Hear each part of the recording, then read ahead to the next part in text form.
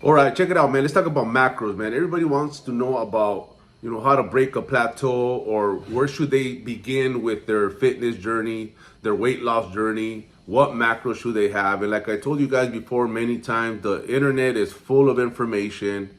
There's a lot of free apps there that you could actually download and get your macros for free. But guess what? They're all inflated numbers. They're not going to pinpoint exactly, the numbers that you need so you could get the results that you're after. Straight up, man. This is where everybody, they lose faith, they lose motivation, they lose drive because they will run them. They will run those numbers that the app throws at them and they think that that's it. That's all you got to do is plug those numbers in and run it. And that's not how it's done. I told you guys before, the best way to nail the macros and get them structured for you is obviously hiring a coach, that's going to help you do that because he's been doing it. He already avoided all the, all the mistakes, all the trial and error. He already knows, how to pivot and adapt, how to navigate through it, and actually hit the nail on the head right off the bat. That's what I do. I'm so structured and so disciplined, and just know what macros a person should need because I pretty much what I do is I just go straight to the point. There is no tippy-toeing. There is no, let me see if they could handle this, and not tap, not crack. No, we go straight to the point because everybody wants results. So I'm aggressive with my macros. I go straight to just chopping down, and you're gonna feel discomfort, not crazy, but you will feel some kind of discomfort. That's by far, you gotta feel something. You cannot just, get some numbers and think that it's gonna be a walk in the park. No, you gotta, deal with some hunger, some discomfort, some, mentally, it's gonna trick you into believing that, you might need more food or, you're starving, which nobody knows what starving is here in America. Like I told you guys before, we don't know what hunger is. So here's for example, somebody that's, starting their fitness journey. You're gonna have to go right away, on lean body mass. So if you're, for example, let's use me as an example. Say if I wanted to cut, if I was gonna do like a prep, contest, bodybuilding show, all natural. Right now I'm 5'10", I'm 195 pounds. Obviously, I could be more cut, I could be more ripped. Stage ready, you gotta deplete yourself, you gotta just take it to the next level, which I done that. I took it all the way to 165 pounds. I'm 195 right now. So, for example, me, say I wanted to go and really take it serious. Right now I'm maintaining. So I would go by lean body mass. Obviously, you got to see where you're at. How much fat do you have? I could see right by just looking at a person, but obviously there's a lot of tools here that could measure all that. And I will go by lean body mass. For me, the level that I'm at right now, I would start off with 200 grams of protein. My carbs right away will be 200.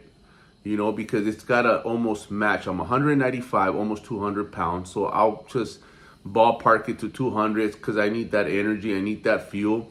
I could start off at 250, but if I'm going to do something aggressive, I'll be at a 200 and maybe, fat 60 for me, 60. Because my activity level is always I'm working out 7 days out of the week. I do my cardio already, which not cardio meaning that, structured cardio, every other day I walk for 30 minutes in an incline, in the treadmill at, the speed of 3.5 for 30 minutes. So all this comes into play. But if you're just a beginner, obviously your macros are totally different, way different. And this is where everybody gets confused and they get all mixed up of oh man, where should I be at? So for a person like me, right there, it should tell you and give you an idea. You got to look in the mirror and you still got to measure, damn, what's my body fat percentage? Because if I was 250 pounds at 5'10", Obviously, it's not going to be all muscle because that's impossible.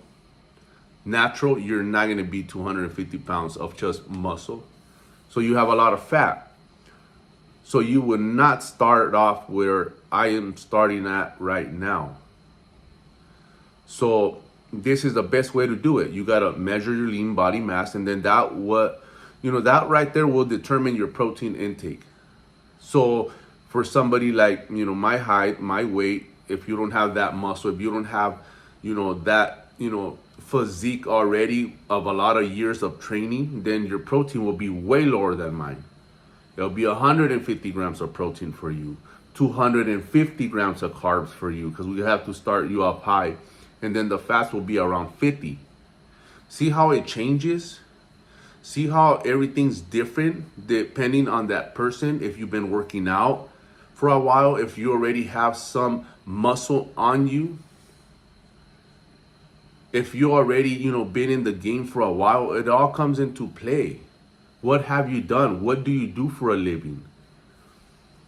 How much activity do you do throughout the week besides working out? Because working out, it's a whole different story there. That's just something different, that you're only going to burn so much fat working out. Where you burn the most fat is what you do for the day, your activity level throughout the day. That's why some people, they gotta, jump in the treadmill and do 30 minutes of walking, because they don't do that much. They either sit in the office job, or they're truck drivers that run cross country and they just drive all day. So remember, if you want to start on the fitness journey, you got to really dig deeper and analyze yourself, where you're at. And like I said, if you want to be aggressive with it, you're going to have to go by lean body mass on protein. So you could get that measure anywhere if you don't know, if you don't want to pay somebody to help you. And then the carbs will be at a gram of carb per pound that you weigh. So if you weigh 250, then I would suggest you start with 250 grams of carbs. And then the fats, they shouldn't be any more or any less than 50 grams of fat a day. If you start off with that, and if you understand what I'm saying, then you could kick some off and get the wheels turning. But then when you encounter a plateau, that's a whole different story there. And that's a whole different video there, because there's a lot of ways to break plateaus that right away people think that breaking a plateau, you go straight to the food and start taking away. Absolutely not. That's the worst thing you could do. But other than that, hope this video helps. The next video, drop it in the comments. What do you guys want me to speak about or talk about?